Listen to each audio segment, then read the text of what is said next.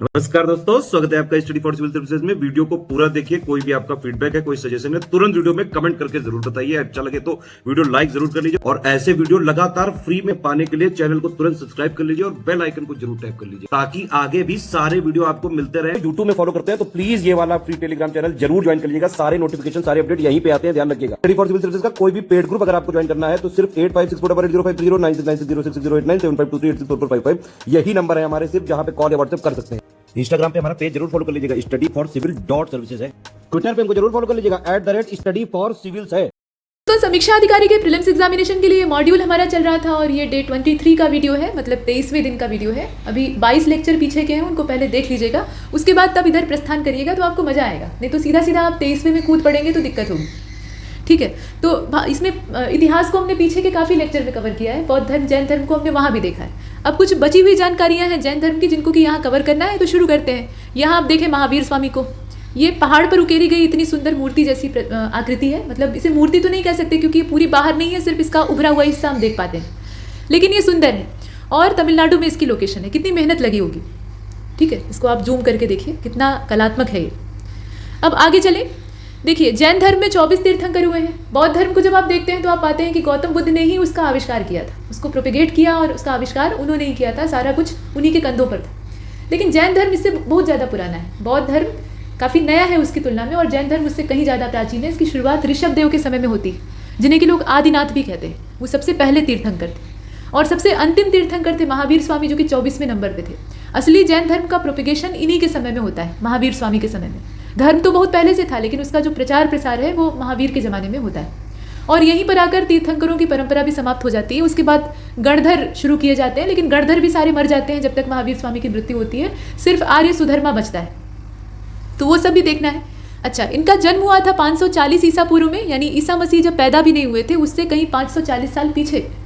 और वैशाली गणतंत्र के एक क्षत्रिय राजकुमार थे, कुंडलग्राम नाम की जो जगह है वहाँ ये पैदा हुए थे। जैन धर्म बाद का जो समय था उसमें 2 भागों में पहले बढ़ जाता है। एक तो श्वेतांबर था, दूसरा दिगंबर था।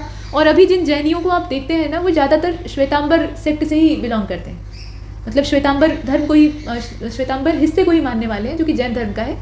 बाकी दिगंबर वाले जो हैं वो कम पाए जाते हैं। उन्हें जैन मुनि कहा जाता है। वो एक मोरपंख की पिच्छी लिए रहते हैं और निर्वस्त्र रहते हैं। दिगंबर का मतलब दिशाएं ही जिनका वस्त्र है, चारों दिशाएं ही उनका वस्त्र है। उन्हें वस्त्र धारण की आवश्यकता नहीं है, किसी भी भौतिक चीज़ को अपने शरीर पर धारण नहीं करते। तो श्वेतांबर क्या है, ये सफ़ेद कपड़े पहनते हैं और जो इनके मुनि लोग होते हैं वो मुंह पे पट्टी बांधे रहते हैं ताकि कोई बाहरी सूक्ष्म जीव भी उनके मुंह में प्रवेश करके मृत्यु को प्राप्त न हो। मतलब कठोर अहिंसावादी। अब अहिंसा जैन धर्म का मूल सिद्धांत है, तो आप देखेंगे कि अहिंसा जो है वो बौद्ध धर्म का भी सिद्धांत है। वहाँ भी अहिंसा की बात की गई है और काफ़ी बड़े पैमाने पर। लेकिन जैन धर्म वाली जो अहिंसा है वो बहुत ज़्यादा कट्टर है, और यही वजह है कि इस अहिंसा का एकदम से आखिरी लेवल अपनाने की वजह से ये ज़्यादा फैल नहीं पाते हैं, उतना नहीं फैल पाते हैं जितने कि बौद्ध, ठीक है। तो कट्टरता कभी भी विस्तृत नहीं होने देती है। यहाँ अहिंसा जो है वो एक लेवल से ज़्यादा है। अब आप आगे देखें कि जैन धर्म के 23 तीर्थंकर, मतलब 23वें तीर्थंकर, 24वें तो महावीर स्वामी थे, 23वें कौन है, पार्श्वनाथ है। और ये भी राजा के पुत्र थे, इक्ष्वाकु वंशीय राजा हैं अश्वसेन, उन्हीं के ये बेटे हैं, और ये काशी के राजकुमार थे। महावीर के बचपन का नाम वर्धमान था और इनकी पत्नी का नाम यशोदा था। गौतम बुद्ध की पत्नी का नाम यशोधरा और इनका नाम यशोदा। पुत्री का नाम अनुज्जा प्रियदर्शनी था और अनुज्जा प्रियदर्शनी के पति का नाम था जामाली, और वो इनके पहले शिष्य बनते हैं और बाद में इनके संघ पर कब्जा भी करना चाहते हैं। ठीक वैसे ही जैसे कि गौतम बुद्ध के चचेरे भाई देवदत्त ने कब्जा करना चाहा था, वही मानसिकता। बाद में विरोध कर लेते हैं और बाहर निकल जाते हैं, अपना अलग ग्रुप बना लेते हैं। तो ये सब है। महावीर के अनुयायियों को निर्ग्रंथ कहा जाता है, जो कि किसी बंधन में नहीं है, किसी बाउंडेशन के अंदर उनको नहीं बांधा जा सकता है। पार्श्वनाथ को 30 साल की उम्र में वैराग्य उत्पन्न होता है। ये जितने भी आप महापुरुषों को देख रहे हैं ना, इनके अंदर एक चीज़ कॉमन है। ये जिंदगी का एक बड़ा हिस्सा, जो कि युवावस्था का अपना चरम बिंदु होता है, उसको राजप्रासाद में बिता चुके थे। सारे सुखों का अनुभव करने के बाद इन्हें विरक्ति अनुभव होती।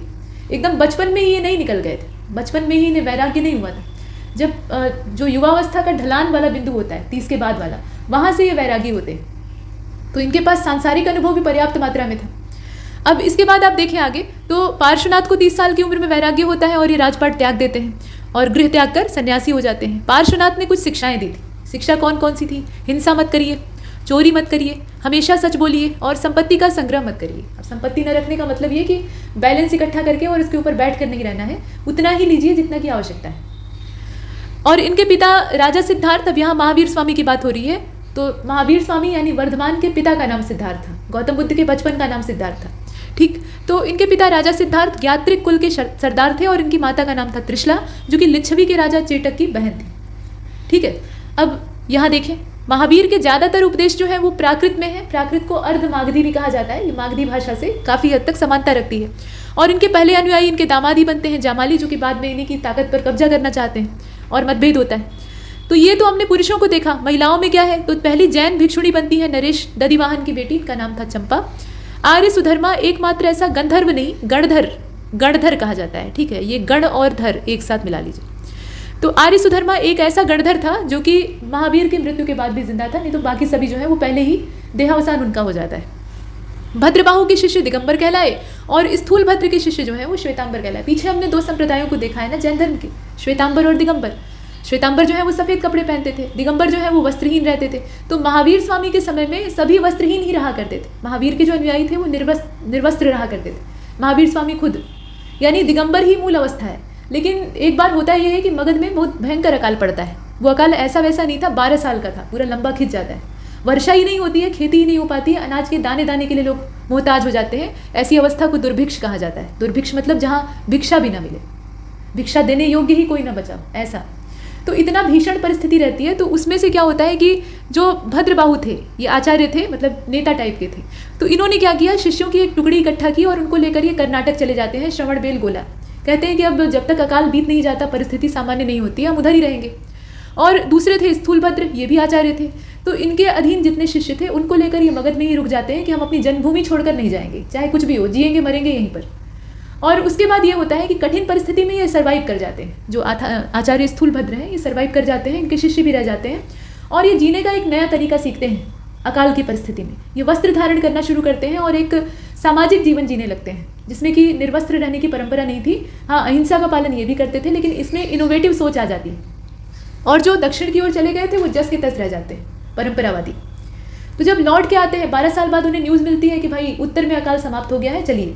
तो जब लौट के आते हैं तो देखते हैं कि यहाँ सब सफ़ेद कपड़ा पहनकर घूम रहे हैं। तो फिर झगड़ा होता है, और झगड़ा होता है तो वहीं पर जो जैन धर्म है वो 2 पार्ट में डिवाइड हो जाता है।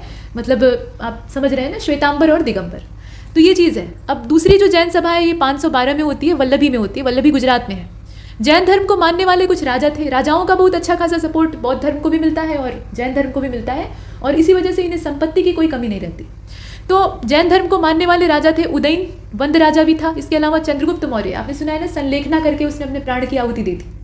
अपना एक बड़ा जीवन एक योद्धा के रूप में बिताने के बाद वो हिंसा से तंग आ जाता है और उसका दम घुटने लगता है। तो अपना सारा राजपाट बिंदुसार को सौंप के प्रस्थान कर जाता है। उसे भरोसा रहता है कि राज्य तो बिंदुसार संभाल ही लेगा, क्योंकि आचार्य चाणक्य उस समय जीवित थे। और वो कर्नाटक चले जाते हैं और वहीं पर अपना संलेखना के द्वारा, यानी अन्न और जल का त्याग करके वो अपना प्राण त्यागते हैं। तो ये कहानी है। तो चंद्रगुप्त मौर्य ये भी जैन धर्म के अनुयायी, और कलिंग का राजा खारवेल ये जैन धर्म का महान संरक्षक था। इसके अलावा अमोघ वर्ष और चंदेल शासक जितने भी थे प्रायः सभी जैन मतावलंबी थे। अच्छा, यहाँ पे एक बॉक्स छोटा सा बना हुआ है जो कि NCERT से सीधा उठाकर यहाँ चिपकाया हुआ है। इसमें आप देखें कि उपनिषदों के विचारक ये जैन महावीर तथा बुद्ध, ये लगभग 2500 वर्ष पूर्व की बात है। ये ईसा पूर्व की बात की जा रही है। और इसके साथ साथ जैन ग्रंथों का लेखन का जो समय है वो दिया हुआ है 1500 वर्ष पूर्व, यानी आज से 1500 साल पहले। तो ये कुछ तिथियां हैं, मतलब तिथियां कभी कभी पूछी जाती हैं, खासतौर पे इतिहास में तिथियों का अपना महत्व होता है। अब यहाँ आप देख रहे हैं कि जैन तीर्थंकरों की जो जीवनी है, जैसे आप गौतम बुद्ध को देखते हैं तो जातक कथाओं को उनसे आप जोड़ते हैं। जातक कथाओं में बुद्ध के पीछे के जन्मों का उल्लेख प्राप्त होता है। यहाँ जैन तीर्थंकरों की जीवनी की बात हो रही है, तो कल्पसूत्र नाम का जो ग्रंथ है उसमें वो संग्रहित है। और मौर्योत्तर काल में मथुरा ये जैन धर्म का बहुत ही विख्यात केंद्र हुआ करता था। जैन तीर्थंकरों में संस्कृत का बहुत अच्छा विद्वान था जिसका नाम था नयन चंद्र, और मथुरा कला का संबंध जैन धर्म से है। हालांकि आप जो 2 कला शैलियों को देखते हैं ना, वो हीनयान और महायान बुद्धिज्म से भी जुड़ी हुई हैं। हीनयान की तो विशेष कोई कला शैली नहीं है, लेकिन महायानियों में मथुरा और गांधार दोनों ही शैलियों को संरक्षण दिया जाता है। और आप जानते हैं कि जो कनिष्क था, यानी कुषाण वंशीय सबसे प्रतापी शासक, वो महायान बौद्ध धर्म को फॉलो करता था और उसने गांधार शैली को इजाद भी किया था और काफ़ी पोषित भी किया था। तो बुद्ध की मूर्तियाँ गांधार शैली में आप देखते हैं, काफ़ी विलासितापूर्ण है। अब यहाँ पर बात कर रहे हैं कि ये जैन धर्म, तो जैन धर्म से मथुरा कला का अच्छा संबंध है। मथुरा कला में प्राकृतिक मुद्रा की मूर्तियाँ बनती थी, उसमें बहुत ज़्यादा अलंकरण नहीं होता था और बलुआ पत्थर का इस्तेमाल किया जाता था। 72 साल में महावीर स्वामी की मृत्यु होती है। निर्वाण की प्राप्ति इनको होती है 463 ईसा पूर्व में पावापुरी में, बिहार में। मल्ल राजा थे सृष्टिपाल और उन्हीं के राजमहल में इनको निर्वाण प्राप्त होता है। जैन धर्म में त्रिरत्न है जो कि सम्यक दर्शन, सम्यक ज्ञान और सम्यक आचरण के नाम से जाने जाते हैं। जैन धर्म ईश्वर को नहीं मानता है, ईश्वर में इनका विश्वास नहीं है, लेकिन आत्मा को ये मानते हैं। महावीर पुनर्जन्म और कर्मवाद में जब आत्मा को मानेंगे तो पुनर्जन्म में तो भरोसा करेंगे ही, क्योंकि आत्मा जो है वो कलेवर बदलती है, यानी वस्त्र बदलती है। वस्त्र जो है वो शरीर होता है, जब जीर्ण हो जाता है तो उसको त्याग कर नवीन वस्त्र में प्रवेश कर जाती है। तो ये कॉन्सेप्ट ये मानते थे। और जब आत्मा और पुनर्जन्म को मानेगा कोई आदमी तो वो कर्मवाद को अपने ही मानेगा कि जो जैसा कर्म करेगा उसको वैसा परिणाम मिलेगा। तो इन सब में महावीर का विश्वास था, लेकिन भगवान को नहीं मानते थे। जैन धर्म ने अपने आध्यात्मिक विचारों को सांख्य दर्शन से ग्रहण किया था, यानी कुल जने का जो स्रोत है ना वो वैदिक दर्शन है, उसी से लोग सीखते हैं और उसी को नकारते हैं। मजे की बात, आगे चलते हैं इसमें। आप यहाँ तीर्थंकरों को देख लीजिए, इनका प्रतीक चिन्ह पूछ लिया जाता है कभी कभी, हालांकि सबको याद करना उतना आसान नहीं है, लेकिन फिर भी जो इंपॉर्टेंट है उनको देखिएगा। जैसे आदिनाथ, इनका वृषभ है यानी बैल, और अजितनाथ ये दूसरे तीर्थंकर थे, इनका हाथी है, गज माने हाथी, और संभवनाथ का अश्व यानी घोड़ा है। सुमतिनाथ है, इनका क्रौच है, क्रौच एक प्रकार का पक्षी होता है, ये 5वें नंबर के थे। और चौथे वाले जो है वो अभिनंदन नाथ है, इनका बंदर है प्रतीक चिन्ह। पद्म प्रभु का पद्म है, पद्म यानी लाल कमल, और सुपार्श्वनाथ का स्वस्तिक है। स्वस्तिक तो आप जानते ही हैं, कुछ ऐसी आकृति, अभी दिवाली आ रही है, आप बनाएंगे। इसके बाद चंद्र प्रभु का अर्ध चंद्रमा है, नाम है चंद्र प्रभु तो आधा चांद, इस प्रकार से। और पुष्पदंत का मकर है। अब मकर का मतलब आप क्या समझ रहे हैं? मकड़ी नहीं, मगरमच्छ, घड़ियाल। और आप देखें शीतलनाथ का श्रीवत्स है, श्रीवत्स एक प्रकार का चिन्ह होता है, शुभ चिन्ह होता है। और श्रेयांसनाथ का खड्ग है, खड्ग तलवार की ही एक वैरायटी होती है। वासु पूज्य जो आचार्य थे, मतलब ये तीर्थंकर हैं 12वें नंबर के, इनका भैंस है, भैंस नहीं असल में भैंसा, महिष। विमलनाथ का वाराह है, जिसे कि आप जंगली सुअर कहते हैं। अनंतनाथ का सेन है, सेन एक प्रकार का पक्षी होता है, ठीक। और आप देखें धर्मनाथ, इनका वज्र है। शांतिनाथ जो है इनका हरिण है, जैसा नाम वैसा गुण। कंथुनाथ है, इनका छाग है, छाग मतलब दाढ़ी वाला बकरा जिसकी की दाढ़ी जमी होती है।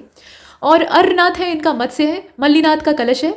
इसके बाद अच्छा, आप जब इंग्लिश वाला इसका देखेंगे ना, मतलब इंग्लिश में पढ़ेंगे तो उसमें वाटर जग दिया हुआ है, तो वाटर जग और कलश में फ़र्क होता है। वाटर जग में हम पीने वाला पानी रखते हैं और इस्तेमाल करते हैं, कलश जो है वो पवित्र होता है, ठीक। तो ये कलश ही है, इसका कोई अंग्रेजी अनुवाद नहीं है। इसके बाद आप देखें नेमिनाथ, इनका नीलोत्पल है। उत्पल मतलब कमल होता है, नील मतलब नीला, तो नीले रंग का जो कमल है वो इनका प्रतीक चिन्ह है। इसके बाद अरिष्ट नेमि है, इनका शंख है। पार्श्वनाथ का सर्प है, और महावीर स्वामी शेर थे तो उनका सिंह है। इस तरीके से हमने जैन धर्म के तीर्थंकरों को देखा, जो कि कुल मिलाकर 24 है। अब थोड़ा सा भारतीय राज्य व्यवस्था को देख लेते हैं। तो इसमें अधिनियम दिया है, कानून या शासन, लोगों द्वारा की गई टिप्पणियां, मत, इस प्रकार से ये टेबल बनी है। देखिए 10वीं अनुसूची में किए गए प्रावधान, इसके बारे में विशेष तथ्य दिए। एक तरफ कुछ चीज़ें दी हुई हैं, जैसे कि 10वीं अनुसूची में प्रावधान, फिर भारतीय संविधान के संबंध में क्या क्या कहा गया, ऐसे दे रखा है। पूछे जाते हैं यहाँ से प्रश्न। तो 10वीं अनुसूची में किए गए प्रावधान में तत्कालीन प्रधानमंत्री थे राजीव गांधी, उन्होंने सार्वजनिक जीवन को सुधारने का पहला सोपान इसको बताया था। किसने किस चीज़ के बारे में क्या कहा? भारतीय संविधान को केसी वेयर ने क्वासी फेडरल कहा था, मतलब इसका जो नेचर है वो कैसा है, क्वासी फेडरल है, पूरी तरह से फेडरल नहीं। भारतीय संविधान के संबंध में जो मत है उसमें मॉरिस जॉन्स ने कहा था कि ये बार्गेनिंग फेडरलिज्म है, मतलब उधार लिया गया फेडरलिज्म है, ऐसा। ये किसका कथन था? ये मॉरिस जॉन्स का था। ग्रैनविले ने कहा था कि ये कोऑपरेटिव फेडरलिज्म है, मतलब फेडरल हम लोग हैं लेकिन कैसे हैं तो उस पर अलग अलग विचारधारा। भारतीय संविधान की प्रस्तावना के बारे में क्या है कि इसे अर्नेस्ट बेकर के द्वारा कहा गया कि भारतीय संविधान का ये की नोट है। की नोट का मतलब इसे अगर आप पढ़ लेते हैं तो जैसे चाबी आपके हाथ लग जाती है, आप ताले को खोलकर बाकी खजाना प्राप्त कर लेते हैं, वैसे आप संविधान को समझ लेंगे। संविधान असल में कहना क्या चाह रहा है या जनता को कैसे रखना चाह रहा है, ये पूरा जो मानसिकता है, आदर्श है, वो प्रस्तावना में निहित है। और आप जानते हैं कि पंडित जवाहरलाल नेहरू का जो उद्देश्य प्रस्ताव था उसी के आधार पर यह गढ़ी गई। भारतीय संविधान की प्रस्तावना के संबंध में और भी कथन है, जैसे कि पूर्व न्यायाधीश और सुप्रीम कोर्ट के पूर्व न्यायाधीश हैं, इनका नाम है एम हिदायतुल्ला। इन्होंने प्रस्तावना की तुलना यूनाइटेड स्टेट ऑफ अमेरिका की जो डिक्लेरेशन ऑफ इंडिपेंडेंस है, आज़ादी की घोषणा, उससे की। दोनों में काफ़ी समानता बताई और सही बात भी है। अब संविधान का जो भाग 3 है उसे भारत का मैग्ना कार्टा कहा गया है। तो जरा बताइएगा कि संविधान के भाग 3 में है क्या, क्या चीज़ है। अब इसके बाद आप नीति निदेशक सिद्धांतों को देखें तो केटी शाह के द्वारा कहा गया है कि ये बहुत ज़्यादा कर्मकांडी है, मतलब इसमें रिचुअल की अति है, और ये ऐसे चेक हैं जिसका कि भुगतान बैंक तभी करेगा जब बैंक के संसाधन उसको अनुमति देंगे। आप जानते ही हैं कि इसमें ऐसी ऐसी बातें हैं जिस पर कि राज्य चाहे तो कानून बनाकर उसे बाध्यकारी बना सकता है और जन कल्याण कर सकता है, लेकिन राज्य के पास संसाधन रहेगा तो ठीक। तो बैंक जो है वो राज्यों की तुलना यहाँ बैंकों से की गई है, तो राज्य अगर संसाधन पूर्ण रहे तो ही वो नीति निदेशक सिद्धांतों को लागू कर सकते हैं, ये यहाँ पर कहा गया, सही भी कहा गया है। अब इसके बाद आप देखें राज्य के नीति निदेशक तत्व, नासिरुद्दीन ने इनकी तुलना 9 वर्ष में किए गए उन संकल्पों से की है जो कि जनवरी में ही टूट जाते हैं। जैसे अब नया साल आता है तो आप एक रिजोल्यूशन लेते हैं कि इस साल ये करेंगे, लेकिन वो ज़्यादा समय तक टिक नहीं पाता है, आप कंसिस्टेंट उस पर नहीं रह पाते हैं, डिसिप्लिन नहीं मेंटेन कर पाते हैं और अंत में वो ध्वस्त हो जाता है जनवरी का अंत आते आते। तो कुछ उसी प्रकार का ये है, ये इसमें कहा गया। हालांकि एकदम फालतू नहीं है। नीति निदेशक सिद्धांत जो है ना, वो राज्यों को एक गाइडलाइन देते हैं, मतलब एक दिशा दिखाते हैं कि भाई इस दिशा में आपको पब्लिक वेलफेयर करना है। अब राज्य की अपनी इच्छा शक्ति और संसाधन पर सब कुछ निर्भर करता है। अब यहाँ आप नीति निदेशक सिद्धांतों के बारे में और भी देखें तो केसी वेयर के हिसाब से कहा गया कि लक्ष्यों और आकांक्षाओं का ये घोषणा पत्र है। और इन्हीं के बारे में टीटी कृष्णमाचारी ने कहा कि ये भावनाओं का कूड़ा घर है। मतलब भावुकता तो इसमें बहुत ज़्यादा है, अच्छी अच्छी बातें हैं, लेकिन वो कचरे के डस्टबिन से ज़्यादा कुछ और नहीं। वो इसलिए क्योंकि इसमें सब कुछ डंप कर दिया गया है। डंप करने का मतलब कि लाकर उड़ेल दिया गया है, उसका कभी इस्तेमाल नहीं होता, तो वो एक तरह का ट्रैश है। अब आप देखें कि इसमें और भी कथन है इसी डीपीएसपी के बारे में। एक तो आइवर जेनिंग्स का है, उन्होंने कहा कि ये कर्मकांडी आकांक्षा है, और उन्होंने ही कहा कि जो हमारी संसदीय प्रणाली है, यानी हमारा जो पार्लियामेंट्री सिस्टम है जो कि ब्रिटिश कॉन्स्टिट्यूशन से लिया गया है, तो ये कैबिनेट सिस्टम का पूरा आकार लेता है, जैसे ब्रिटिश कैबिनेट है ठीक वैसे ही। इमरजेंसी का जो सिस्टम है उसके बारे में टीटी कृष्णमाचारी ने कहा है कि संवैधानिक तानाशाही है। मतलब संविधान में इसका बाकायदा पूरा प्रावधान कर दिया गया है ताकि आप तानाशाही कर सकें जब मन हो तब। इमरजेंसी के प्रोविजन के बारे में हृदयनाथ कंजरू ने कहा है कि ये वित्तीय स्वायत्तता के लिए खतरा है। तो इमरजेंसी हमेशा नहीं लागू की जा सकती, उसके लिए भी टर्म और कंडीशन है। फिलहाल अपने अपने विचार। अच्छा, इमरजेंसी के प्रोविजन को अल्लादी कृष्ण स्वामी अय्यर ने जीवन साथी बता दिया है, मतलब इस संविधान के लिए आवश्यक है। सुरक्षा वाल्व है, ऐसा किसने कहा है? महावीर त्यागी ने कहा है। तो वास्तव में ये सेफ्टी वाल्व भी होते हैं जो कि किसी भी प्रकार के विस्फोट से हमारी रक्षा करते हैं। जैसे कुकर में सेफ्टी वाल्व होता है ना, अगर वो न रहे तो कुकर ब्लास्ट कर जाएगा। तो वैसे ही ये जो आपातकालीन प्रोविजन है ये काम करते हैं। प्रधानमंत्री के पद और कार्यों के विवरण के विषय में लॉर्ड मर्ले ने प्रधानमंत्री के बारे में कहा है कि ये प्राइमस इंटर पेरस, यानी सभी समान लोगों में सबसे पहला है, यानी प्रमुख है। तो ये दर्जा है, प्रधानमंत्री के महत्व का इसमें वर्णन किया गया है। और इसी के पद और कार्यों के ब्यौरे के संबंध में वर्नर हरकोर्ट का कहना था कि ये तारों के बीच में चंद्रमा है। तारे क्या हैं? वो इसके मंत्री हैं, जो नज़दीक वाले हैं वो कैबिनेट हैं, बाकी जो है वो राज्य और प्रभारी मंत्री हैं। अच्छा, प्रधानमंत्री के पद और कार्यों के विवरण के बारे में जेनिंग्स ने कहा है कि वो सूर्य है। अभी तारा और चंद्रमा वाला कॉन्सेप्ट फीका पड़ गया था, तो थोड़ा और सवा शेर बनकर बताएंगे कि ये सूर्य है, और बाकी जो जितने भी मंत्री इत्यादि हैं वो इसके चारों ओर चक्कर लगाते हैं। इसमें बात सही है, जो संसदीय शासन प्रणाली है उसमें प्रधानमंत्री की हैसियत ऐसी ही होती है, और सिर्फ जो पार्लियामेंट्री सिस्टम होता है उसी में होती है। जो अध्यक्षीय सिस्टम होता है, मतलब प्रेसिडेंशियल होता है, उसमें ये चीज़ नहीं होती। उसमें तो राष्ट्रपति सर्वे सर्वा होता है, तो वहाँ सूर्य और चंद्रमा की स्थिति राष्ट्रपति की होती है। लेकिन अपने इंडिया में जो पार्लियामेंट्री सिस्टम है उसको अडॉप्ट किया गया है, मतलब ब्रिटेन पर आधार बनाया गया है, अमेरिका वाला सिस्टम नहीं अडॉप्ट किया है। तो इसमें प्रधानमंत्री ही सबसे प्रमुख होता है। राष्ट्रपति को हम लोग सर्वोच्च नागरिक मानते हैं, लेकिन उसकी हैसियत सिर्फ नाम मात्र की होती है। अब इसके बाद आप देखें यहाँ और भी हैं, जैसे कि एच जे लॉस्की, इनका जो कथन है उसमें इन्होंने कहा कि प्रधानमंत्री जो है वो धुरी है और सब कुछ उसी पर टिका हुआ है। जितने भी सरकारी कल पुर्जे हैं, मतलब पूरी प्रशासनिक मशीनरी है, वो सब इसी पर आधारित होकर घूमती है। राजनीतिक मामलों की समिति के बारे में कहा गया कि ये सुपर कैबिनेट है, सबसे ज़्यादा शक्तिशाली है। विपक्षी दल का प्रमुख जो है इसको वैकल्पिक प्रधानमंत्री बताया गया है। आजकल तो विपक्ष की स्थिति एकदम डामाडोल है। लोकपाल क्या है? लोकपाल की चर्चा है, ठीक, और इस पर अच्छा खासा बखेड़ा भी बीच में खड़ा हुआ था। तो लोकपाल के बारे में है कि गेराल्ड ई काइडन नाम के एक विचारक हैं, संविधान शास्त्री हैं। तो इन्होंने कहा कि ये संस्थागत संस्थानीकृत लोक अंतःकरण का प्रतीक है, मतलब जनता का अंतःकरण ये है जो कि सरकार को टोकेगा। यूपी का सामान्य ज्ञान देख लीजिए, कुछ नगरों के उपनाम दिए हैं और ये पूछा जाता है। तो संगम नगरी कहा जाता है, कुंभ नगरी कहा जाता है, तीर्थराज कहा जाता है, अमरूद की नगरी कहा जाता है, ईश्वर का निवास स्थान कहा जाता है। ये किसको कहा जाता है? तो और कौन हो सकता है? किसकी हैसियत है? ये प्रयागराज है, ठीक है। वो एक कहावत है, गंगा बड़ी गोदावरी, तीर्थ बड़ा प्रयाग। तो तीर्थों में प्रयाग को सबसे ऊपर बताया गया है, तो प्रयागराज है। उसके बाद नवाबों का शहर और चाकुओं का शहर कहा जाता है रामपुर को, रामपुरिया चाकू। चाकू कहने की जरूरत नहीं होती, आप रामपुरिया कहेंगे तो भी लोग समझ जाएंगे, तो चाकुओं का शहर इसको कहते हैं। इसके बाद आंवला नगरी है प्रतापगढ़, ठीक, प्रयागराज के एकदम सटा हुआ। आमों का नगर है मलिहाबाद, लखनऊ का। लड्डू नगरी है संडीला, और ये संडीला जो है ये हरदोई है, ठीक। ताज नगरी और पेठा नगरी कहा जाता है आगरा को। इसके बाद है गोरखधाम, गोरक्षा पीठ और गीता प्रेस गोरखपुर। आप धार्मिक पुस्तकों का सबसे बड़ा प्रकाशन ये है, सस्ते दामों में एकदम अच्छे तरीके से साहित्य को उपलब्ध कराना, धार्मिक साहित्य को, ये गीता प्रेस के अलावा कोई नहीं कर सकता है। हनुमान प्रसाद पोद्दार के द्वारा स्थापित है। तो इसमें आप गोरखपुर इसका स्थान जाने, ये आपने देखा। नाथ नगर भी इसको कहा जाता है। सुहाग नगरी और चूड़ी नगरी फिरोजाबाद को कहते हैं। हींग और गुलाल की नगरी हाथरस है। चमड़ा नगरी, उद्योग की नगरी, पूर्वोत्तर का मैनचेस्टर, ये कहा जाता है कानपुर को। छोटा दिल्ली या उद्योग नगरी कहते हैं गाजियाबाद को। और उत्तर प्रदेश का शो विंडो है, यानी दिखाने वाली खिड़की, जो दिखावटी खिड़की होती है, यानी तड़क भड़क वाला, वो नोएडा है। New Okhla industrial development authority. इसके बाद कृष्ण नगरी, पेड़ा नगरी, ये पेड़ा नहीं है, पेड़ा है, ठीक है, जो खोए का बनता है। इसके अलावा भू बैकुंठ कहा जाता है, 12 वन और 24 उपवनों का क्षेत्र, 5 पर्वतों का क्षेत्र, ये सब मथुरा को कहा जाता है। सबसे ज़्यादा मेले भी यहीं पे लगते हैं। ताला नगरी तो अलीगढ़ी ताला आप जानते ही हैं। उसके बाद रामनगर, राम जन्मभूमि, बताने की आवश्यकता नहीं, अयोध्या को कहते हैं। साकेत भी इसका नाम है, इसको भी भू बैकुंठ कहा जाता है। भागवत कथा नगर कहा जाता है शुक्रताल को। और सोनांचल या पावर कैपिटल ऑफ इंडिया, ये किसको कहते हैं? सोनभद्र को कहते हैं। इसके बाद है 88,000 ऋषियों की तपोभूमि, ये नैमिषारण्य है। और तीर्थों का स्थान ये है, 30,000 तीर्थ पाए जाते हैं, ऐसा कहते हैं। कैंची नगर और क्रांति नगर कहा जाता है मेरठ को, ठीक, क्रांति की शुरुआत यहाँ से हुई थी, ऐसा माना जाता है। इसके बाद जैनी लोगों का काशी कहा जाता है हस्तिनापुर को। यह हस्तिनापुर कहाँ पे है? अभी फिलहाल मेरठ में पड़ता है। इत्र नगरी और खुशबुओं का शहर कहते हैं कन्नौज को। लहुरी काशी कहते हैं गाजीपुर को। काशी की बहन, उसको एकदम शुद्ध ठेठ जो पुरवैया भाषा है, उसमें लहुरी काशी कहा जाता है। जो काशी का कल्चर है वही गाजीपुर में भी दिखता है, वही सेम टू सेम। अच्छा, इसके बाद आप देखें नवाबों का शहर या बागों का नगर, नज़ाकत नफासत का शहर, ये लखनऊ को कहा जाता है। बुंदेली कश्मीर कहा जाता है चरखारी कस्बे को, जो कि महोबा में पड़ता है। और मिनी खजुराहो कहते हैं गणेश बाग, जो कि करबी में है। पीतल नगरी कहते हैं, यहाँ आप देख रहे हैं बर्तनों का शहर, मुरादाबाद को कहते हैं।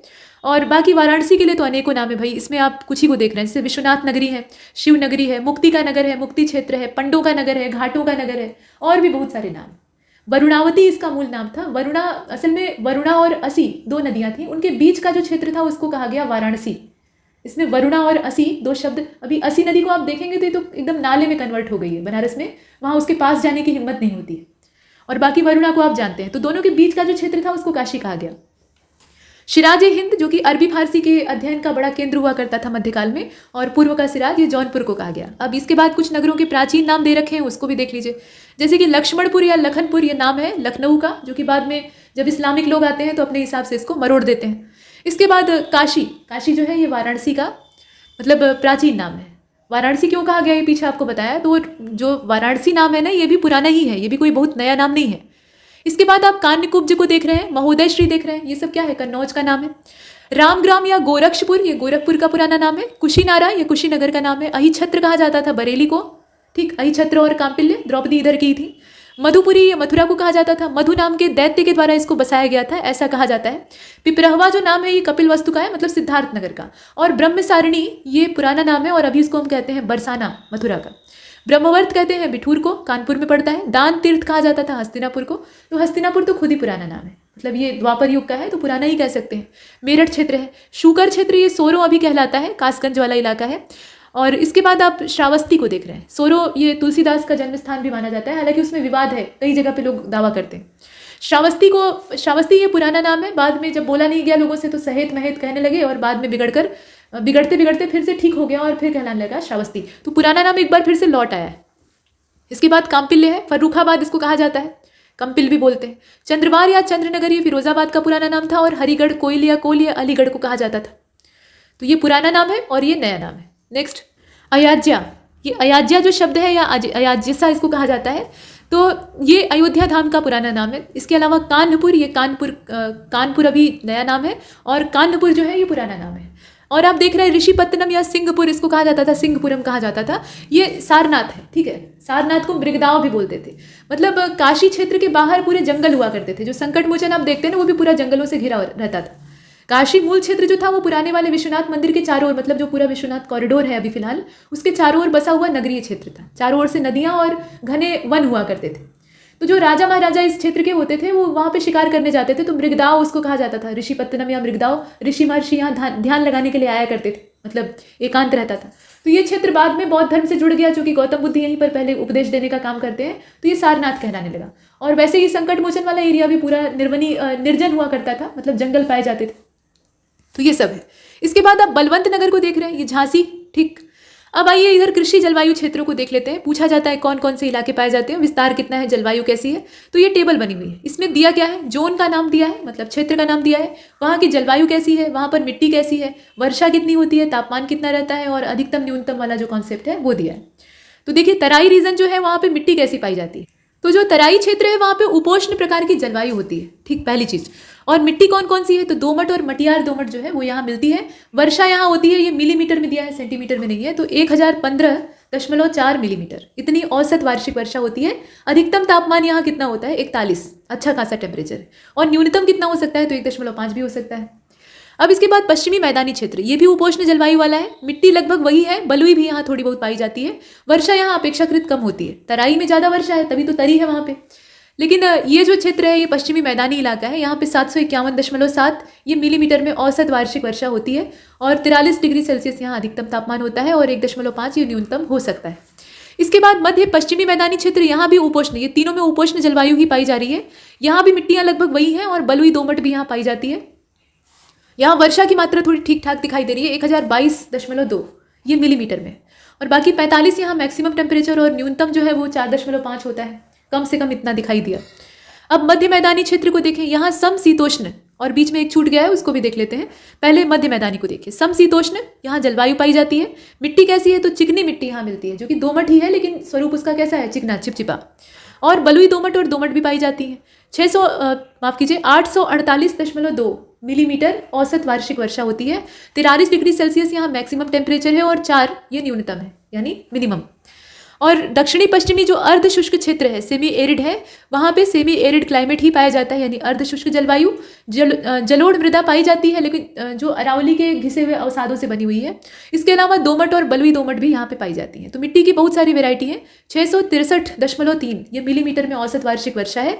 मैक्सिमम टेम्परेचर वही करीबी ही है, मतलब 45-44, तो उतना अधिकतम रहता है और 4 जो है वो न्यूनतम। इसके बाद आता है बुंदेलखंड, अर्धशुष्क यहाँ की भी जलवायु है और यहाँ पे राकर, परेवा और कावड़ जैसी जो मिट्टी है वो पाई जाती है। मार मृदा भी यहाँ पे पाई जाती है बुंदेलखंड वाले इलाके में। बहुत ज़्यादा उपजाऊ मिट्टी नहीं है और सूखी जलवायु है। यहाँ पे औसत वार्षिक वर्षा कम हो गई है, 876.1 है, हालांकि मध्य मैदानी क्षेत्र की तुलना में ज़्यादा ही है। 46 डिग्री सेल्सियस यहाँ पे मैक्सिमम टेम्परेचर देखा गया है, अच्छा खासा तापमान है, और 5 यहाँ पे न्यूनतम होता है। इसके बाद उत्तर पूर्वी मैदान को देखें, समशीतोष्ण जलवायु है और यहाँ पर बहुत सारी मिट्टियों की वैरायटी है, जैसे कि दोमट तो रहेगी ही, उसके अलावा मटियार है, दोमट, दियारा भाट, ठीक, दियारा एक क्षेत्र होता है, दियारा भाट, बलुई दोमट, इस तरह की मिट्टियाँ पाई जाती हैं। वर्षा यहाँ ठीक ठाक हो जाती है, तब भी 1218.3 मिलीमीटर ये औसत वार्षिक वर्षा होती है और 40 डिग्री सेल्सियस ये मैक्सिमम और 6 डिग्री सेल्सियस ये मिनिमम टेम्परेचर रहता है। पूर्वी मैदानी क्षेत्र में समशीतोष्ण वही जलवायु है। मिट्टी में एक तो सिल्ट पाई जाती है, यहाँ पे सिल्ट की भी उपस्थिति होती है, बाकी वही वैरायटी है लगभग जो कि उत्तर पूर्वी मैदानों में है, मतलब वही दोमट है, मटियार है, दोमट है, बलुई दोमट है। दोमट की अलग अलग प्रकार है, बालू का मिक्सचर ज़्यादा होता है तो बलुई हो जाती है। और 1016 यहाँ पे औसत वार्षिक वर्षा होती है मिलीमीटर में, 42 डिग्री सेल्सियस मैक्सिमम टेम्परेचर है, 5 जो है वो न्यूनतम है। विंध्य क्षेत्र जो है वो भी समशीतोष्ण में आता है। वर्षा की मात्रा यहाँ अपेक्षाकृत पूर्वी मैदानों की थोड़ी सी ज़्यादा दी हुई है, 1134.1, और मैक्सिमम टेम्परेचर यहाँ बहुत ज़्यादा है, 48, और 3 जो है वो न्यूनतम हो सकता है। अब इसके बाद मटियार दोमट, बलुई, बलुई दोमट, मटियार, इस तरह की जो मिट्टियाँ हैं वो यहाँ विंध्य क्षेत्र में पाई जाती हैं। तो ये हमने देखा। अब इसके बाद जल विद्युत परियोजना देख लीजिए, ये नई वाली जो नई चिन्हित जल विद्युत परियोजना है उनका दिया है और जिला दिया है। तो पहली तो परियोजना है खेरी, जो कि सहारनपुर जिले की है। उसके बाद माधो प्रथम है, ये पीलीभीत का है, और माधो द्वितीय है शाहजहांपुर का। शाहजहांपुर नाहिल, ये शाहजहांपुर की, ये नाम बताने की आवश्यकता नहीं, हाँ नाहिल देगा अगर परियोजना में तो आपको शाहजहांपुर चुनना है। इसके बाद रामगंगा परियोजना है, ये बिजनौर की है। बाढ़ सागर प्रथम जो इसका फेज है वो मिर्जापुर का है, दूसरा भी यहीं का है। केन शाखा 1 जो है ये बांदा की है और केन शाखा 2 वो भी बांदा की है। बंदरान परियोजना ललितपुर की है। कर्मनासा जो है वो चंदौली की है। शारदा सागर जो है ये पीलीभीत की है, और डूडा परियोजना ये भी पीलीभीत की है। तो इसमें जो एक क्षेत्र की है उनको आप एक साथ याद कर सकते हैं। इसके बाद मलकपुर रेहनी ये सहारनपुर की है, और मेजा जो है वो मिर्जापुर की है। अब इसमें एक बीच में छोटी सी एडवाइस है, ये जो मॉड्यूल के वीडियो है ना, इससे आप नोट्स बनाते चलिए। अगर आप सिर्फ वीडियो देख रहे हैं, वीडियो के सहारे अपनी तैयारी करना चाहते हैं, तो इससे नोट्स मेकिंग का काम कर लीजिएगा। इसमें बीच बीच में पॉज करके इन फैक्ट्स को नोट कर लीजिएगा। अभी परीक्षा इतनी जल्दी होने वाली है नहीं, फॉर्म पहले निकलेगा, उसके बाद आपके पास कम से कम 3 से 4 या 5 महीने का समय होगा। मतलब ये सब अंदाजा है, कुछ भी यहाँ पे एकदम निश्चित नहीं है, ठीक। तो परीक्षा के लिए भी पर्याप्त समय कुल मिलाकर कहने का तात्पर्य आपके पास है तैयारी के लिए। तो आप छोटा छोटा नोट्स बना लेंगे ना, तो ये प्रीलिम्स में रिवीजन के लिए आपको बड़ा काम देगा और ये काफ़ी बेनिफिशियल रहेगा। चलिए आगे चलते हैं। अब इसमें आप देखें, अच्छा कुछ लोग शिकायत करते हैं कि बहुत जल्दी जल्दी बोला जा रहा है। तो जल्दी जल्दी इसलिए बोला जा रहा है कि कम समय में ज़्यादा तथ्य आपको बताया जाए। अगर आप चाहते हैं कि इसको धीमी रफ्तार में सुने तो यूट्यूब में सेटिंग आती है, उसकी स्पीड कम कर लीजिए, जो बातें हैं आपको आराम से सुनने के लिए मिलेंगी, आप आराम से उससे नोट्स बना सकते हैं।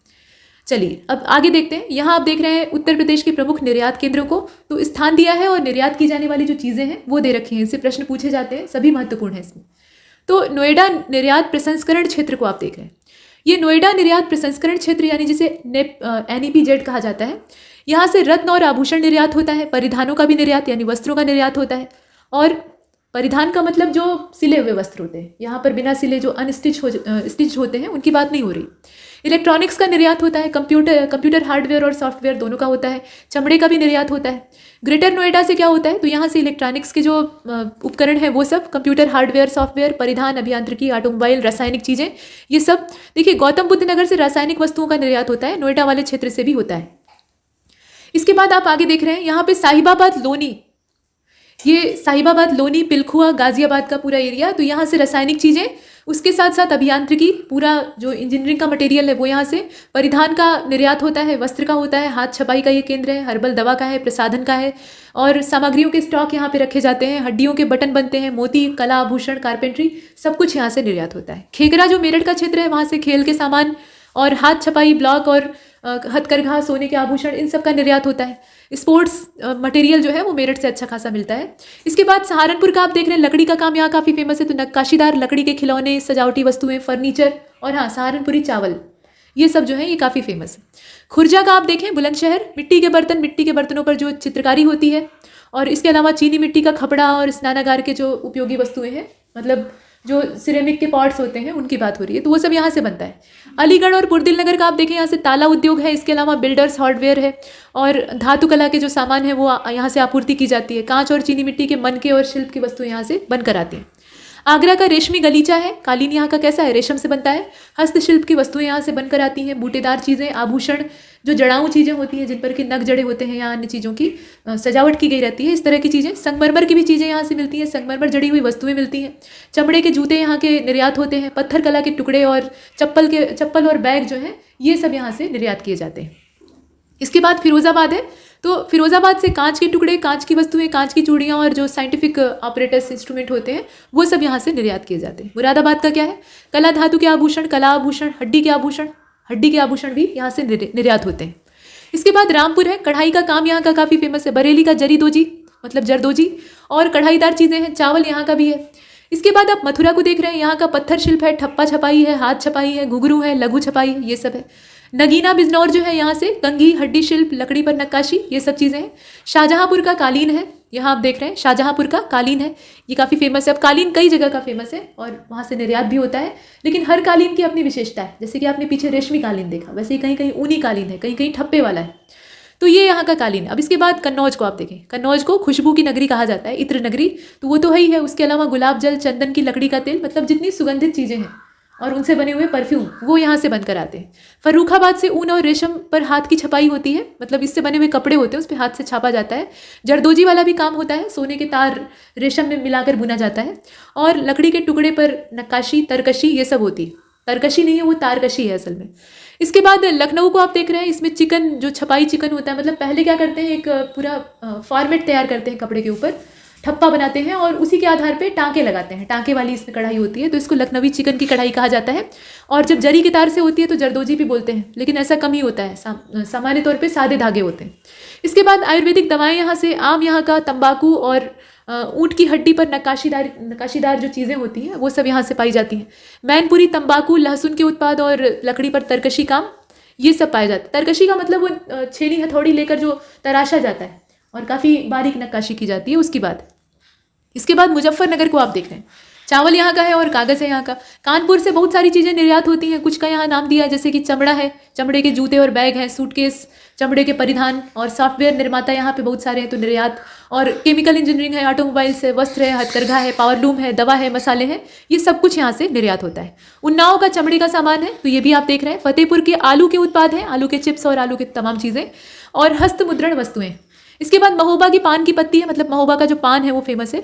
आजमगढ़, अभी जब आप एक जिला एक उत्पाद योजना पढ़ते हैं ना, तो उसमें किस जिले के कौन से प्रोडक्ट नॉमिनेट किए गए हैं ये देखते हैं, तो उसमें ये मदद करेगा। इसके बाद आप आजमगढ़ को देख रहे हैं, तो इसमें साड़ी, रेशम, इसके अलावा रेशमी पोशाक जो है, काली मिट्टी के बर्तन भी यहाँ से। मऊ का क्या है, तो मऊ का मूल रूप से हैंडलूम है, हैंडलूम और पावरलूम दोनों। पहले हैंडलूम ज़्यादा था, लोग हाथ से बीनते थे, हथकरघा होता था, लेकिन बाद में वो मशीन आ जाती है, तो पावरलूम कुल मिलाकर बुनाई का काम होता है, उससे बारीक बुनाई हो जाती है, और इसकी साड़ियाँ और बाकी लुंगी वगैरह जो है वो काफ़ी फेमस होती है। इसके बाद जौनपुर का आप देख रहे हैं, हाथ से बना हुआ ऊनी कालीन। देखिए, कालीन कई जगह का आप देखेंगे, तो जौनपुर का कैसा है, वो ऊनी दरी जैसा कालीन, और कालीन पर सुई द्वारा ऊपर से कढ़ाई जैसा किया जाता है, मतलब वो दुसुत्ती टाइप की कढ़ाई होती है, तो देखने में बड़ा आकर्षक होता है और नए तरीके का होता है। इसके बाद आप वाराणसी को देखिए, तो वाराणसी में पूछना ही नहीं है, इसमें ऊनी हस्तशिल्प है, फैंसी चीज़ें हैं, जामदानी का काम होता है, सिल्क का काम होता है, जरी जरदोजी का काम होता है, हस्तशिल्प, जरी वस्त्र, लकड़ी के खिलौने, मीनाकारी, जूट के साथ जो सामान है, मतलब जूट का भी बीनकर तरह तरह का जो मटेरियल है वो दिखाया जाता है। इसके बाद मिर्जापुर है, तो यहाँ का ऊनी और सूती दोनों ही कालीन हाथ से बना हुआ। चंदौली का चावल, चावल का कटोरा, धान का कटोरा कहा ही जाता है। गोरखपुर का क्या है, डिस्पोजेबल सिरिंज, मतलब उपयोग करके फेंक देने वाली जो सुई होती है। इसके अलावा टेराकोटा। टांडा, अंबेडकर नगर, यहाँ की जामदानी फेमस है, मतलब निर्यात होती है यहाँ से। और सीतापुर का ट्यूरीज है, जबकि झांसी का क्या है, पीतल का काम। इसके बाद आप देख रहे हैं यहाँ पे ललितपुर को, पीतल का काम यहाँ का भी है, बांदा का शजर पत्थर है, और बहराइच का सुई धागा है, गोंडा का क्या है, लकड़ी के टुकड़े। तो इतना आपने देखा। थोड़ा सा करंट अफेयर को देख लेते हैं। तो यहाँ रिपोर्ट और इंडेक्स दिया है, किसके द्वारा, मतलब कौन सी संस्था या कौन सा ऑर्गेनाइजेशन इसको प्रकाशित करता है, वो आप देख रहे हैं। टॉप 3 और बॉटम 3 को भी देखेंगे, और यहाँ पे 3 नहीं बल्कि 5 है, तो 5 को देखेंगे। और इसके बारे में कुछ खास ब्यौरा भी है, जैसे कि सतत विकास सूचकांक 2021 का ये वर्जन है, और सतत विकास समाधान नेटवर्क यानी जो SDSN है वो इसको जारी करता है, साथ में बर्टल्समैन स्पिंगटन, ये दोनों मिलकर जारी करते हैं। तो प्रकाशन किसके द्वारा होता है ये पूछा जाता है, तो दोनों के द्वारा होता है, दोनों मिलकर करते हैं, ध्यान दीजिएगा। अब टॉप 5 इसमें फिनलैंड पहले नंबर पे है, दूसरे नंबर पे स्वीडन है, तीसरे नंबर पे डेनमार्क है, चौथे पर जर्मनी है, और 5वें पे बेल्जियम है। अब ये आपने देखा। बॉटम वाला इसमें जानना आवश्यक नहीं है, टॉप जो है वही पूछे जाते हैं। जहाँ बॉटम भी जानना आवश्यक होगा वहाँ भी देखेंगे। और इस सूचकांक में भारत को कितना स्कोर मिला है, 60.07। तो स्कोर से ज़्यादा ये इंपॉर्टेंट है कि स्थान कौन सा है, तो 120वां स्थान, यानी काफ़ी पीछे। इसके बाद Skoch state of governance ranking, ये स्कॉच ग्रुप के द्वारा जारी की जाती है। इसमें राज्यवार रैंकिंग दी गई है, तो टॉप जो स्टेट है उसमें आंध्र पहले नंबर पे है, और ये लगातार दूसरे बार, ठीक है, मतलब लगातार दूसरी बार ऐसा है कि आंध्र ने अपनी रैंक को बरकरार रखा है। इसके बाद दूसरे नंबर पे है पश्चिम बंगाल, इसके बाद उड़ीसा है, फिर चौथे नंबर पे गुजरात है, 5वें नंबर पे महाराष्ट्र है, 6वें नंबर पे तेलंगाना है। ऐसे राज्यों को इसमें रैंकिंग मिली है। अच्छा, उत्तर प्रदेश जो है इसमें 7वें नंबर पे, यूपी का एकदम नीचे फिसल गया है स्थान, 7वें नंबर पे। तो आंध्र ने जो 2020 का समय था ना उसमें भी टॉप रैंक हासिल की थी। इसके बाद वर्ल्ड हैप्पीनेस रिपोर्ट को आप देखिए, इसको जारी करने वाली संस्था है संयुक्त राष्ट्र खुद, और 5 देश इसमें कौन से हैं, पहले नंबर पे फिनलैंड, दूसरे नंबर पे डेनमार्क, आइसलैंड, स्विट्जरलैंड, और उसके बाद नीदरलैंड। मतलब 2022 की ये जो रिपोर्ट है इसमें भारत में थोड़ा सा जो प्रदर्शन है उसमें सुधार देखने के लिए मिला है। 3 स्थान सुधरा हुआ है अपना देश। ये 146 देशों में 136वें स्थान पर आया है इस बार, और 2021 में कितना था, तो 3 स्थान नीचे कर दीजिए, 139वें स्थान पे था। भारत की स्थिति में थोड़ा सा सुधार हुआ है, यानी खुशी थोड़ी सी बढ़ी है। इसके बाद आगे चलते हैं। यहाँ आप वायु गुणवत्ता रिपोर्ट को देख रहे हैं, और इसको IQ एयर कंपनी के द्वारा जारी किया जाता है। ये 2021 का वर्जन है। रिपोर्ट के हिसाब से सबसे बर्बाद जो प्रदूषण के मामले में शहर है उनका नाम यहाँ दिया हुआ है, तो नई दिल्ली है। ये राजधानी क्षेत्र जो है ये प्रदूषण से अक्सर तंग रहता है। उसके बाद दूसरे नंबर पर है ढाका। ये पूरी दुनिया की राजधानी शहरों के नाम दिए हैं, उसमें देखिए कि पहले नंबर पे नई दिल्ली ही है, यानी अपनी राजधानी। उसके बाद तब बांग्लादेश की राजधानी ढाका, उसके बाद चाड की राजधानी एन जमेका, उसके बाद तजाकिस्तान की राजधानी दुशांबे, और ओमान की राजधानी मस्कट, यानी हमसे सभी बेहतर है, लेकिन नई दिल्ली की स्थिति बहुत खराब। और भारत के सबसे प्रदूषित शहर कौन से हैं, तो भिवंडी है राजस्थान का, उसके अलावा गाजियाबाद है, नई दिल्ली है, और जौनपुर है। उत्तर प्रदेश में कौन है, जौनपुर है, ध्यान दीजिएगा, ये पूछा जा सकता है। अब इसके अलावा एक बात और है, देखिए दुनिया के 100 सबसे ज़्यादा प्रदूषित शहरों में 63 शहर भारत के हैं, मतलब बहुत ज़्यादा चिंताजनक बात है। एक तो पॉपुलेशन हमारे पास इतनी ज़्यादा है, और जो लैंड एरिया है वो कम है अपेक्षाकृत, हालांकि क्षेत्रफल इतना भी कम नहीं है, लेकिन आबादी के लिए तो कम ही है। तो प्राकृतिक संसाधनों पर इतना ज़्यादा बोझ है कि जो प्रदूषण फैलता है वो खप नहीं पाता, वो बरकरार रहता है, और अंत में एक गंभीर समस्या बनता है। तो अपने देश की स्थिति बहुत बुरी है, मतलब 100 में 63 तो अपने यहाँ ही है। इसके बाद विश्व स्तर पर सबसे प्रदूषित देशों को देखें तो उसमें हमारा 5वां स्थान है, हमने बहुत अच्छी इसमें तरक्की की है। बांग्लादेश पहले नंबर पे है, उसके बाद चाड है, फिर तजाकिस्तान, पाकिस्तान, ये तीसरा चौथा जो है, 5वें नंबर पे भारत है। आइए अब गणतंत्र को देख लेते हैं। प्रदूषण के मामले में कुछ खास अच्छी स्थिति हमारी नहीं है। डेमोक्रेसी रिपोर्ट, तो डेमोक्रेसी रिपोर्ट का ये 2022 का वर्जन है, और स्वीडन के गोथेनबर्ग विश्वविद्यालय के वीडेम संस्थान के द्वारा, मतलब वीडेम इंस्टीट्यूट के द्वारा इसको जारी किया जाता है। तो ये गोथेनबर्ग यूनिवर्सिटी का जो वीडेम इंस्टीट्यूट है वही इसका सौजन्य करता है। इसमें आप याद रखेंगे लिबरल डेमोक्रेटिक इंडेक्स जो है, इसमें शीर्ष देश कौन से हैं, तो डेमोक्रेटिक इंडेक्स में हमारी स्थिति कुछ पता नहीं चल रही है। इसमें आप देखें कि स्वीडन जो है वो पहले नंबर पे है, उसके बाद डेनमार्क है, फिर नॉर्वे है, फिर कोस्टारिका है, फिर न्यूजीलैंड है। और इस अध्ययन का शीर्षक क्या था, मतलब इस रिपोर्ट का शीर्षक क्या था, democracy report 2022 autocratisation changing nature, मतलब क्या ये नेचर को बदल सकता है। और इसके बाद आप देखें निर्यात तैयारी सूचकांक को, नीति आयोग इसको जारी करता है और ये राज्यवार है, तो इसमें पूछा जा सकता है। उत्तर प्रदेश की स्थिति दी हुई है। देखिए गुजरात इसमें पहले नंबर पे है। पहले तो जारी कौन करता है इसको आप याद रखिएगा। गुजरात पहले नंबर पे है और लगातार ये दूसरे साल इस नंबर पे मौजूद रहा है, यानी पिछले साल भी ऐसा ही था।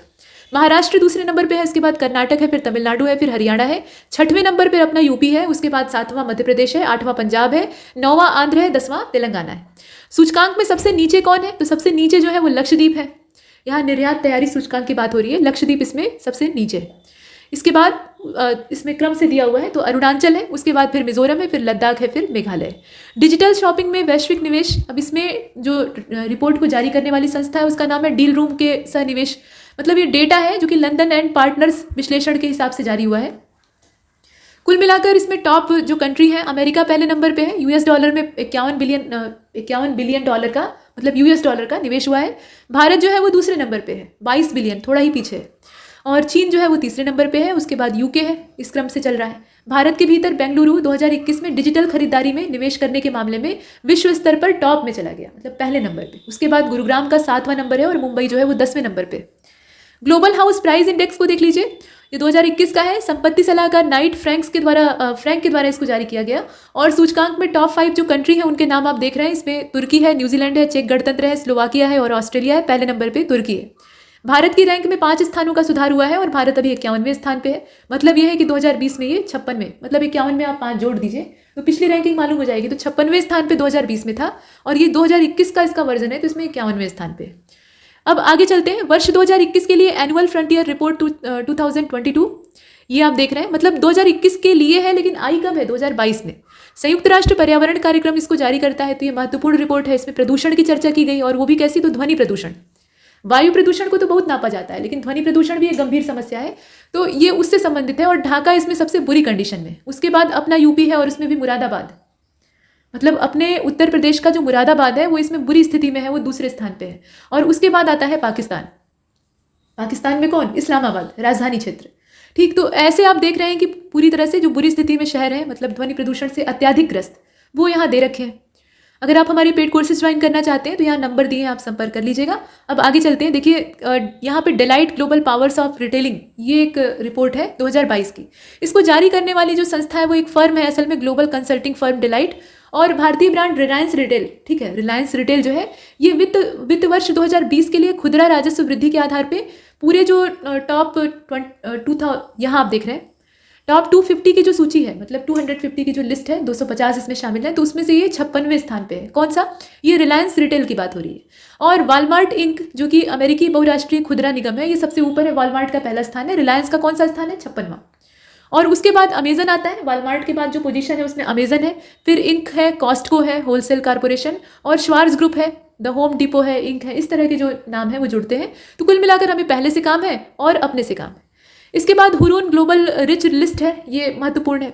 हुरून इंडिया के द्वारा इसको जारी किया जाता है। ये अरबपतियों की सूची होती है, तो आप जानते ही हैं। तो इसमें एलन मस्क जो है वो पहले नंबर पे हैं, टेस्ला के मालिक। उसके बाद जेफ बेजोस हैं, अमेजन वाले, तो ये दूसरे नंबर पे हैं। बर्नार्ड अर्नाल्ड जो है, इनका संबंध किससे है? ये मोएट हेनेसी लुई विटॉन से जुड़े हुए हैं। बिल गेट्स, मतलब इनका तीसरा स्थान है। यहाँ पहले नंबर पे एलन मस्क है, दूसरे नंबर पे जेफ बेजोस हैं, तीसरे नंबर पे बर्नार्ड अर्नॉल्ट है। उसके बाद बिल गेट्स माइक्रोसॉफ्ट वाले जो हैं ये चौथे नंबर पे आ गए हैं। और वॉरेन बफेट आप जानते हैं बर्कशायर हॉथवे के से संबंधित है, 5वें स्थान पे है। अच्छा, 9वां स्थान जो है वो मुकेश अंबानी का है। आप रिलायंस इंडस्ट्री लिमिटेड के मालिक को देख रहे हैं। और भारत दुनिया का तीसरा सबसे बड़ा अरबपतियों को बनाने वाला देश बनकर उभरा है। मतलब तीसरा सबसे बड़ा अरबपतियों को बनाने वाला देश भारत है। लेकिन इसका मतलब ये नहीं है कि आर्थिक हालात अपने देश में बहुत बढ़िया है। इसका मतलब ये है कि आर्थिक असमानता यहाँ बहुत ज़्यादा है। अरबपतियों की तादाद इतनी ज़्यादा है तो जो गरीब आबादी है वो इससे कहीं ज़्यादा है। और ये बहुत बड़ा गैप है बीच में, इकोनॉमिकल गैप। इसके बाद इंटरनेशनल आर्म्स, ये आप पूरा देख लीजिए। इंटरनेशनल आर्म्स ट्रांसफर रिपोर्ट है और ये इंटरनेशनल पीस रिसर्च इंस्टीट्यूट जो स्टॉकहोम वाला है उसके द्वारा जारी की जाती है। अब इसमें क्या है कि आर्म्स ट्रांसफर कैसे हो रहा है, मतलब हथियार आयातक देश कौन कौन से हैं। तो 2017 से लेकर 21 का जो पूरा रेंज है उसमें भारत और सऊदी अरब ये 2017 से 21 के बीच में हथियारों के सबसे बड़े आयातक के रूप में, हथियार खरीदने वालों में उभरे हैं। उसके बाद नंबर आता है मिस्र, ऑस्ट्रेलिया और चीन का। हथियारों को बेचना हो तो अमेरिका पहले सबसे ऊपर आगे रहता है। अब देखें कि रूस जो है वो 46%, निर्यात की बात हो रही है तो अमेरिका जो है वो इसमें पीछे चला गया है। रूस जो है वो आजकल ज़्यादा ही हथियार सप्लाई कर रहा है, 46% तो वही सप्लाई करता है। उसके बाद फ्रांस, और उसके बाद नंबर आता है यूएस का। लेकिन यूएस जो है वो इतना चालाक है कि वो अपने हथियारों को बेचने के लिए लड़ाइयाँ भी करवाता है। पहले लड़ाई छेड़ेगा और जब हथियारों की नौबत आएगी तो हथियार बेचेगा, यानी डबल मुनाफा उसका होता है। एक तो वो महाशक्ति के खिताब में बना रहता है, दूसरा ये है कि हथियार बेचकर मालामाल होता है। तो ये सब काम चल रहा है। इसके बाद आप देखें, भारत के लिए अगर देखें तो यही टॉप 3 बड़े निर्यातक हैं जो जिनसे कि भारत ने जो हथियार है उनका आयात किया है। अब 2017 से लेकर 21 तक का सबसे बड़ा हथियार निर्यातक देश कौन है? तो वैसे अगर देखें, ये तो भारत के संदर्भ में हमने देखा था कि रूस जो है वो पहले नंबर पे है, लेकिन अगर पूरी दुनिया के रिस्पेक्ट में देखें तो अमेरिका ही पहले नंबर पे 39% हिस्सेदारी के साथ ये सबसे बड़ा हथियार का निर्यातक है। और हथियारों का निर्यात बनाए रखने के लिए ये चालबाजियां भी करता है। कैसे करता है तो अभी आपको बताया, लड़ाइयाँ छिड़वाता है। झगड़ा जहाँ नहीं भी शुरू होने रहता है या फिर शांत होने की भी संभावना रहती है, वहाँ भी ये झगड़े को शांत नहीं होने देता है। जैसे रूस और यूक्रेन के बीच में छिड़ा हुआ है। अब नाटो जो है वो उसमें मूल रूप से हाथ किसका है? अमेरिका का है, और अमेरिका नहीं चाहता है कि लड़ाइयाँ शांत हों। ठीक, इसके बाद आगे चलें, देखिए रूस, फ्रांस, चीन और जर्मनी ये टॉप 5 में उसके बाद हैं, अमेरिका के बाद है। अब इसके बाद जलवायु परिवर्तन की ओर चलते हैं थोड़ा सा। तो जलवायु परिवर्तन के प्रति संवेदनशील सबसे ज़्यादा कौन है? इसमें इंटर गवर्नमेंटल पैनल जो है क्लाइमेट चेंज IPCC, उसकी रिपोर्ट आई। उसमें चेतावनी दी गई है कि अत्याधिक जलवायु परिस्थितियाँ दक्षिण एशिया में खाद्य सुरक्षा के लिए खतरा पैदा कर रही हैं। तो रिपोर्ट हमें क्या बताएगी? तो मतलब आमने सामने दिख रहा है चीज़ें, जो इस समय की आर्थिक परिस्थितियाँ हैं और ऊपर से मौसम की जो स्थितियाँ हैं, मतलब जो क्लाइमेटिक चेंज हो रहे हैं लगातार, उसकी वजह से अनाज का संकट सामने है। और ये जलवायु परिस्थितियाँ खाद्य सुरक्षा के लिए खतरा है। इसमें बाढ़, सूखा, बाढ़ की परिस्थितियाँ जो हैं वो अफगानिस्तान और पूरे पाकिस्तान वाले इलाके में फैली हुई हैं। पाकिस्तान बाढ़ से कितना ज़्यादा बेहाल था आपने देखा। भारत में भी उसकी कोई कसर नहीं बची थी, कहीं सूखा, कहीं बाढ़ और बेमौसम बरसात। तो इससे गेहूँ और धान जो मुख्य खाद्यान्न है उनकी जो बढ़त है, वृद्धि है, वो प्रभावित होती है। गेहूँ की बुआई लेट होगी, धान की कटाई लेट होगी, धान बर्बाद होगा। तो इससे क्या होगा? खाद्यान्न संकट पैदा होगा। अब इसके बाद मातृ मृत्यु दर रिपोर्ट को देख लीजिए, ये सिर्फ भारत के संदर्भ में है। और भारत के संदर्भ में देखें तो केरल एक बार फिर से टॉप पे आ गया है। सबसे कम मातृ मृत्यु अनुपात यानी जो मैटरनल मोर्टेलिटी रेशियो है यानी MMR, ये 30 है। मतलब प्रति 1 लाख जीवित जन पे 30 इसे दर्ज किया गया है। तो ये केरल में है। नवीनतम आंकड़े ये बताते हैं कि 2017 से 19 के रेंज के बीच में भारत का मातृ मृत्यु अनुपात जो है उसमें सुधार हुआ है, 103 अब हो गया है। और केरल का मातृ मृत्यु अनुपात जो है वो 42 से गिरकर 30 हो गया है। सबसे कम MMR किसका है? तो केरल का आपने देख लिया। उसके बाद टॉप 3 हम देख रहे हैं। तो सबसे कम MMR किसका है? केरल का है। उसके बाद थोड़ा सा ज़्यादा है तेलंगाना में और उससे ज़्यादा है महाराष्ट्र में, लेकिन ये सबसे अच्छी स्थिति में है। और जहाँ पे ये खराब हो गया है और ज़्यादा, तो पश्चिम बंगाल में हुआ है, हरियाणा में हुआ है, उत्तराखंड में हुआ है और छत्तीसगढ़ में हुआ है। और काफ़ी ज़्यादा सुधार कहाँ पे हुआ है? हालांकि हम टॉप पे तो नहीं है, लेकिन सुधार के मामले में हम नंबर 1 है। यूपी में काफ़ी सुधार आया है, मतलब माताओं के मरने की संख्या कम हुई है। उसके अलावा राजस्थान है, फिर बिहार है, जो कि पहले पिछड़ा हुआ था काफ़ी, लेकिन अभी इसमें काफ़ी सुधार हुआ है। और सबसे कम दुनिया में अगर देखें तो MMR किन देशों में है? इटली में सबसे कम है, उसके बाद नॉर्वे में है, फिर पोलैंड में है, फिर बेलारूस में है। बच्चे को जन्म देते समय जो माता की मृत्यु होती है उसके संदर्भ में ये देखा जाता है। तो जब चिकित्सकीय संसाधन भरपूर रहे और महिलाओं में और परिवार में जागरूकता रहे। पहले क्या होता था कि घर में ही प्रसव कराया जाता था और उसमें आधे से अधिक महिलाएं जो है वो खराब प्रबंधन की शिकार होती थी और मारी जाती थी। जिन्हें रक्त की कमी है, रक्तस्राव होकर उनका वैसे भी बेहाल हो जाती थी। तो ऐसे में मृत्यु दर की संभावना ज़्यादा हो जाती थी, मृत्यु दर ज़्यादा होती थी। तो अभी क्या है, उसमें कमी आई। इसके बाद आगे चलें, इसलिए सरकार ये प्रोत्साहित करती है कि अस्पताल में ले जाकर प्रसव कराया जाए ताकि सुरक्षित रहे। 2021 से 22 के लिए मुख्य फसलों के उत्पादन में दूसरे अग्रिम अनुमान जारी किए गए हैं और ये जो अग्रिम अनुमान है ये कृषि और किसान कल्याण मंत्रालय जारी करता है, पूछा जा सकता है। और ये अनुमान क्या कहते हैं कि देश में 316.06 मिलियन टन रिकॉर्ड खाद्यान्न उत्पादन हुआ है। इतना हुआ है, ये अंदाजा है, ठीक। और वास्तव में कितना होगा ये प्रकृति निर्धारित करेगी कि कितना अनाज खेत में से भंडारण में आ पाएगा। इसके बाद फॉर्च्यून इंडिया द नेक्स्ट, ये 500 की लिस्ट है 2022 की। और भारतीय रेल, इसके स्वामित्व वाली जो RailTel corporation of India limited company है, जिसे कि रेलटेल कहा जाता है, तो इसने शीर्ष मध्यम आकार की कंपनियों का 8वां संस्करण ये जारी किया है। और इसमें मतलब माफ कीजिए, रेलटेल जो है ये भारत में जो शीर्ष आकार की, मतलब शीर्ष मध्यम आकार की कंपनियां हैं, उसमें जो फॉर्च्यून का ये संस्करण है, फॉर्च्यून इंडिया द नेक्स्ट 500 वाला, इसमें 124वें स्थान पे है। रेलटेल का स्थान 124वां है और इसको जारी करने वाली संस्था जो है वो फॉर्च्यून इंडिया, मतलब ये इसमें सौजन्य करता है। अच्छा, एक चीज़ और कि भारत में काम करने वाली शीर्ष मध्यम आकार की कंपनियों की 2021 की सूची में इसका 197वां स्थान था, तो सुधार आया है, 197 से सीधा 124। आगे बढ़ते हैं, नेशनल फैमिली हेल्थ सर्वे को देख लीजिए।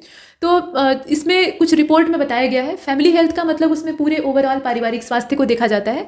तो छत्तीसगढ़ शराब की बिक्री और खपत के मामले में पहले स्थान पे है। उसके अलावा छत्तीसगढ़ की महिलाएं जो हैं वो भी शराब पीने में कहीं से भी कम नहीं है, वो भी नशेड़ी हैं 1 नंबर की। तो उसमें इस मामले में तीसरा नंबर है। मतलब जो नहीं पीता है उसको यहाँ टारगेट नहीं किया जा रहा है, लेकिन शराब पीना कोई अच्छी बात नहीं है, तो वहाँ महिलाओं में भी ये बुराई है। और महिलाओं में ये बुराई होने का मतलब समझ रहे हैं, मतलब पूरा परिवार इससे प्रभावित होगा। अगर पति पियक्कड़ हो तो चल जाता है, बच्चे कुछ हद तक उनके बचने की संभावना होती है, हालांकि वो भी चपेट में आ जाते हैं।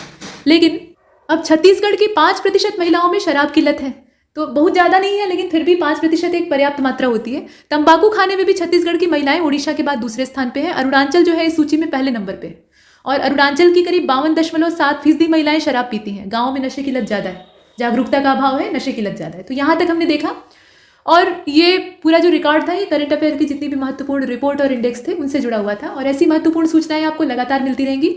बने रहिए हमारे साथ। इस वीडियो में इतना ही, तब तक के लिए नमस्कार।